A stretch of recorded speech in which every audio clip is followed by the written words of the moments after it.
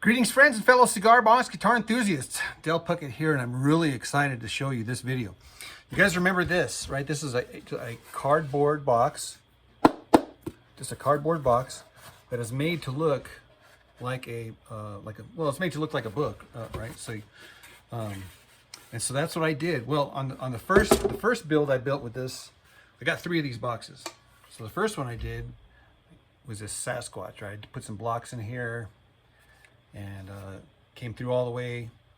And so this is a real simple build. It's just a fretless slider Sasquatch. But as I built this one, I was thinking, okay, well, so what am I going to do on the next one? But the interesting is this: you can paint these things, right? So I decided, kind of looks like a Bible. So I decided, you know what I think I'm going to do? I'm going to paint it like a Bible. So anyhow, so check this out. Here's a little magic trick. At the count of 3, I'm going to miraculously transform this into a Bible. Ready? 1, 2, 3. Yeah, my gosh, check it out. Just some spray paint and gold spray paint and a Sharpie around these edges so that no matter what angle you look at it, it kind of looks like an old Bible, right? But that's the half of it. So what I did, because this is cardboard, right? I mean, this is absolutely 100%, you know, flimsy. Look at this, just super flimsy, right? So what I did is I took opportunity. And when I say opportunity, I mean, it was actually pretty easy because I have a bunch of these scrap pieces left over, you know what I'm saying? It's the parts that I've used on other guitars that just kind of cuts, you know, just a bunch of cuts. So what I did, ta-da, is I glued them all in there like freaking Tetris, dude. It's like on the sides and everything. I'm doing the top now, so all I got to do is, and everything fits together intricately, and it is so tight. That is solid. Listen to that. As compared to, you can even just tell by the feel of it, right? Ah.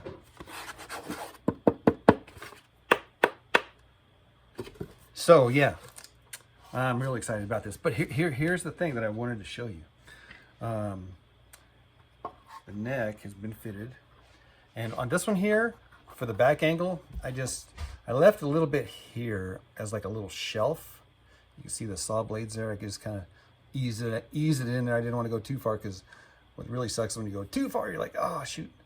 But yeah, so I went about a 1/4 inch shy on both sides there, just to kind of, like I said, create this little shelf for the top of this box there, the little paper there. So it's really only connecting it. I'll probably end up having to put a screw in there, but that's okay.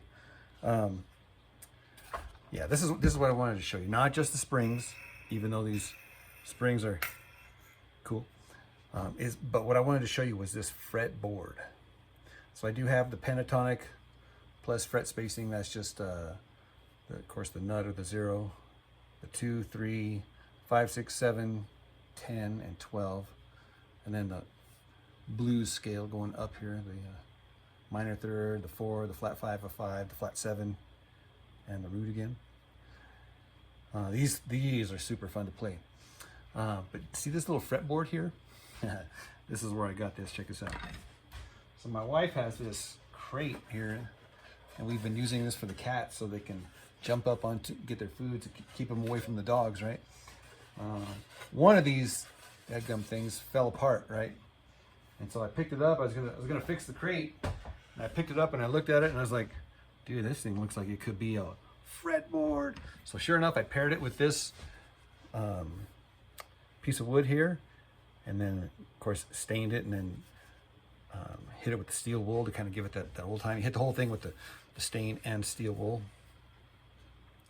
And gosh, I'm telling you what, this thing just feels beefy. This neck here is actually a piece of, I don't know, it's solid on the middle, on the inside, but it's sandwiched, kind of like an ice cream sandwich with this veneer, right? And so that's why this thing's got this stripe here in the back here, because this here is the veneer, and the router kind of took off the meat, and then and yeah, I like the way it looks, so I just left it. It's like a stripe, kind of a stripe stripe look. But this is really what I was. It's got a knot right there. Almost looking like a perfect fret marker, huh? Yeah, that's just a knot.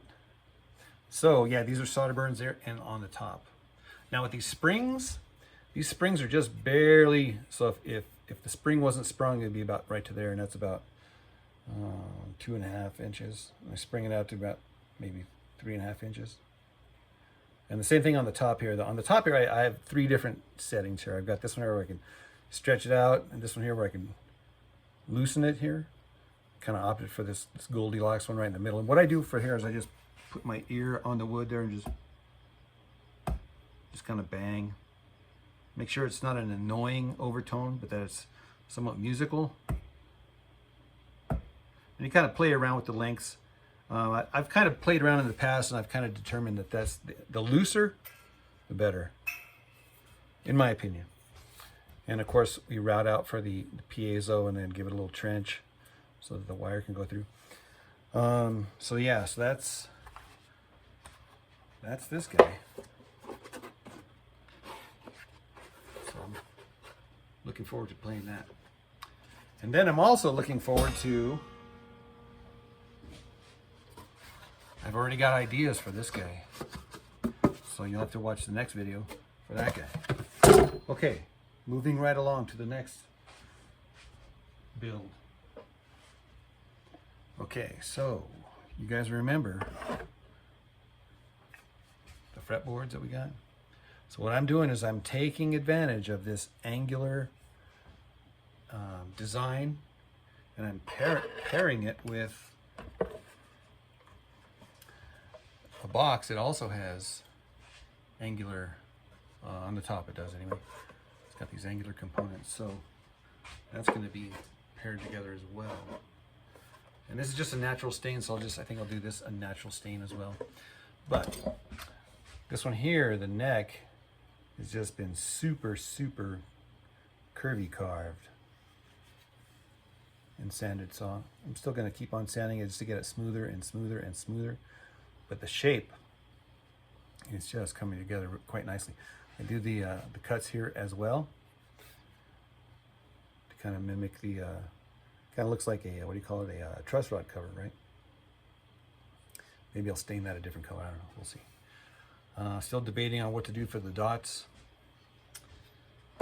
But where I'm at on this guy right here is I'm actually cutting out a spot right here for the pickup, and here's the pickup here. So I just traced it out and then drilled it out on the 4 corners with a round drill. And then got a little tiny drill and drilled it like little postage stamp holes all the way around. And this is time consuming, but you know, I take my time. And then what I did is I got a little blade here, and I took it and I filed off or ground off with the grinder off the top. First of all, I snapped it. You could see it actually goes this way. So that's like pulling it, but I wanted to push. So the way I did that is I just turned it around, snapped it off, so now it's a push saw. And there's a couple of techniques that I do with this here. So what I like to do is I like to turn it upside down and then kind of push it down and forward at the same time. I'll give you an example. So here's where I'm at right here. So you can see there's a bunch of little tiny holes there. Push down and away from you as you work through it.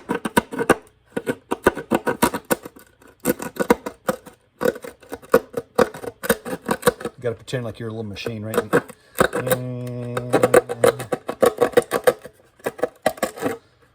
I'm the mighty bandsaw or jigsaw. Hey guys, here's the cat. She does not have opposable thumbs. Here's the little doggy. He actually got bit by a coyote about 3 or 4 days ago. He's got some owies on here now, so he's alive and well though. Come here, you. Mojo. He doesn't have opposable thumbs either. I'm Mojo.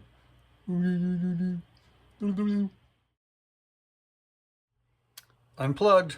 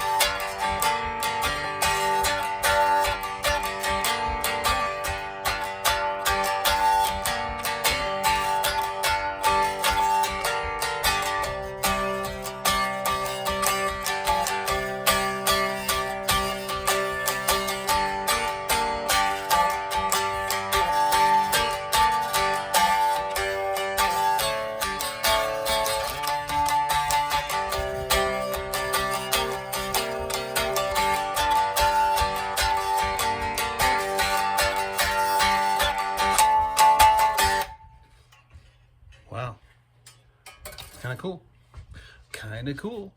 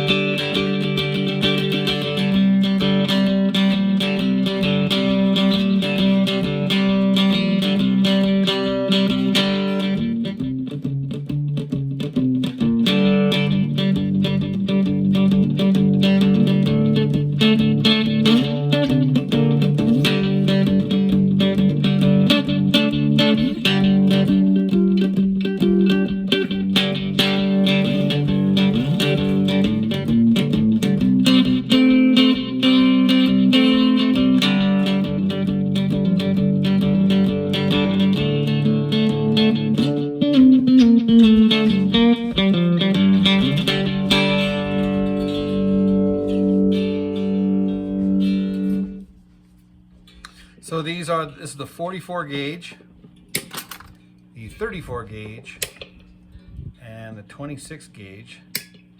And I am tuned G, D,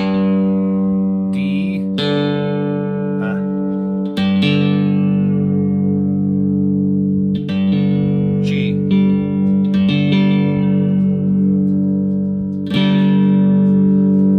So yeah, so this is scale, the pentatonic, I call it the plus because it's got two extra notes besides the pentatonic. It's got the 2 and the flat 5. So it's the pentatonic.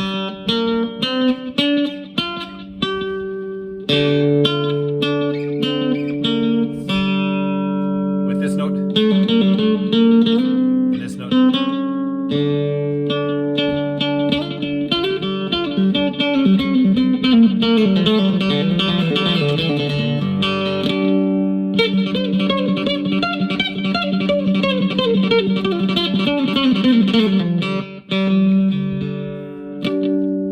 Loads of fun. Loads of fun. All right, real quick before I switch guitars, I'm going to show you this lick right here.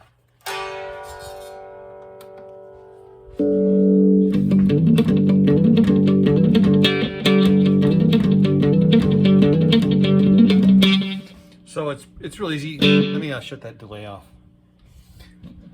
It's actually, this is the way it sounds without the delay.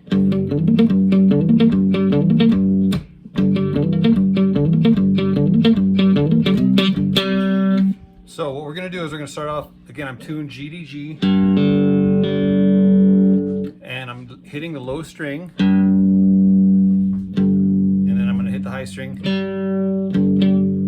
And now I'm going to do a hammer on the middle string at the 2nd fret, even though this is not really technically the 2nd fret. At the 2nd fret, you do a hammer on, and then you're going to hammer this guy. That's my ring finger on the high string. I haven't plucked it, and then I'm going to hit it with an upstroke here. So then it just repeats.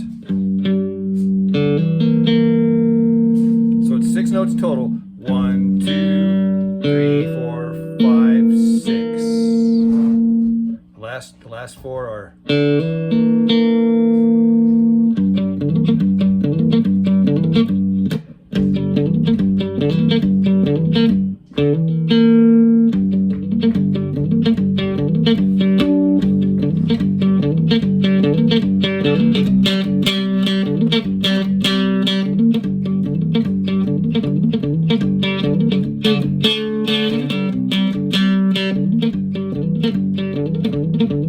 And you can take that little lick, you can move it around.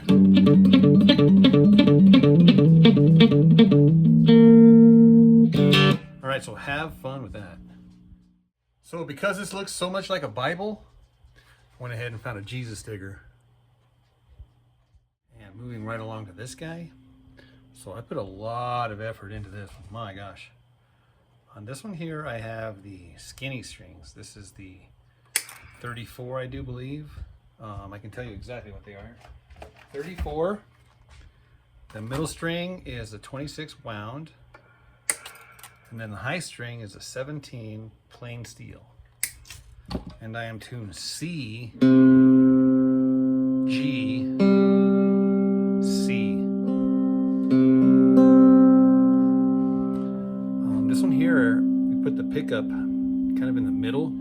I traditionally put it up here in the neck or put it right by the bridge, but this is kind of in the middle. And my gosh, it really does offer a very charming sound, my gosh. I do have a piezo underneath here, and both the single coil and the piezo both go to the potentiometer. So what you're getting is a blend. You can actually tell.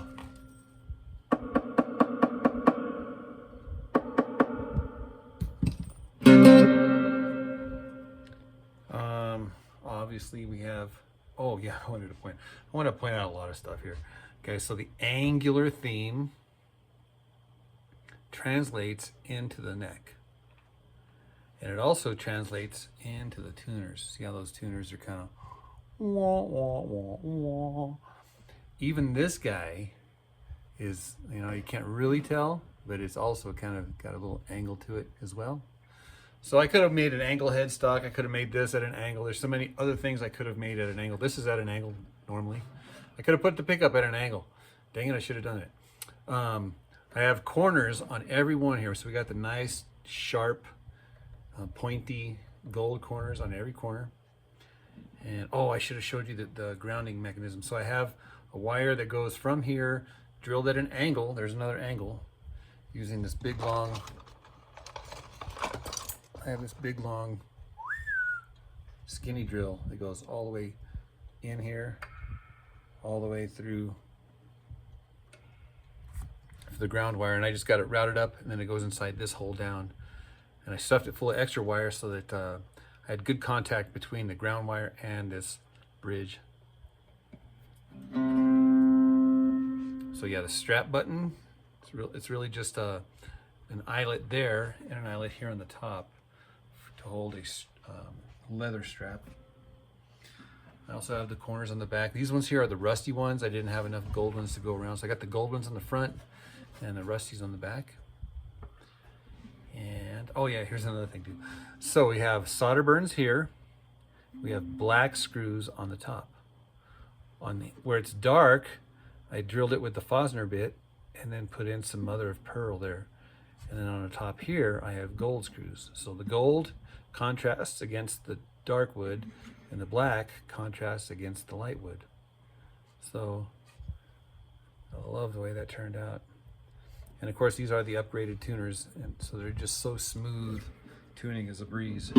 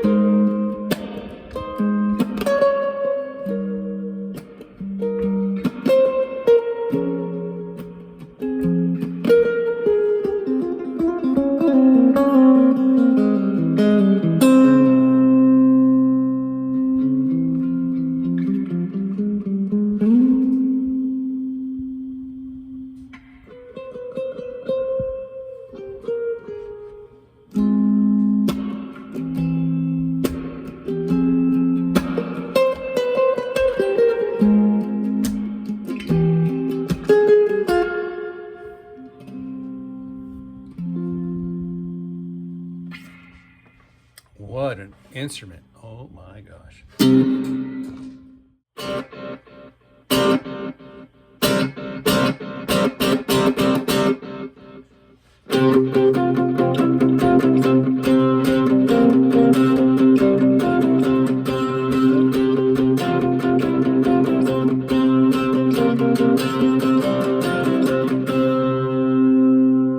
right, so here's a little altered blues lesson.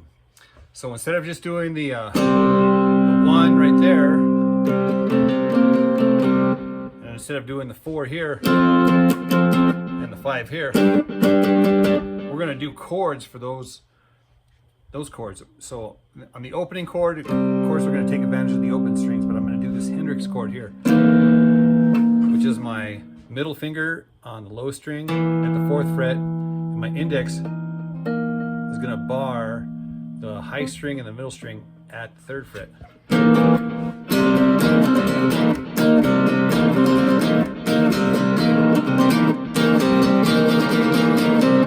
And instead of going to the 4 chord here, like, which you could, but we're going to alter it, and it's going to look like this here. So my index finger here is at the 3rd fret, my middle finger is at the 5th fret, middle string, and my ring finger is at the 6th fret, low string. This is an altered dominant 7 chord.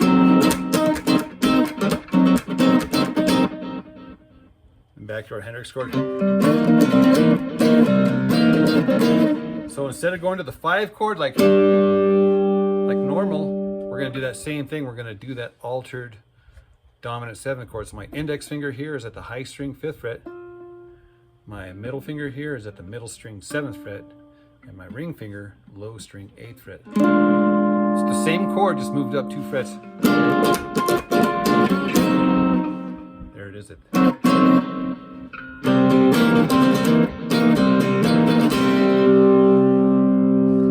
this is the way it would sound.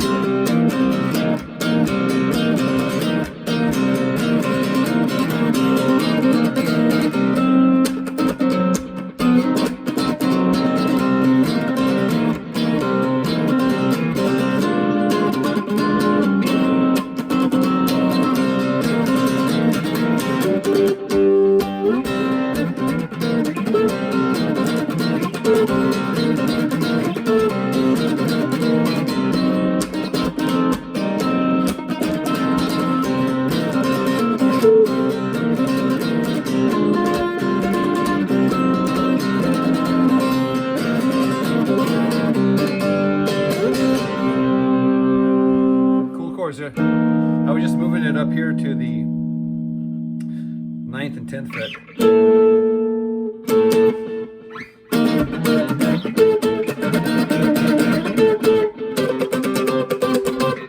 Yeah, what an inspiring instrument. The both of them, my gosh, this one and the Bible box. Even just playing the leads like.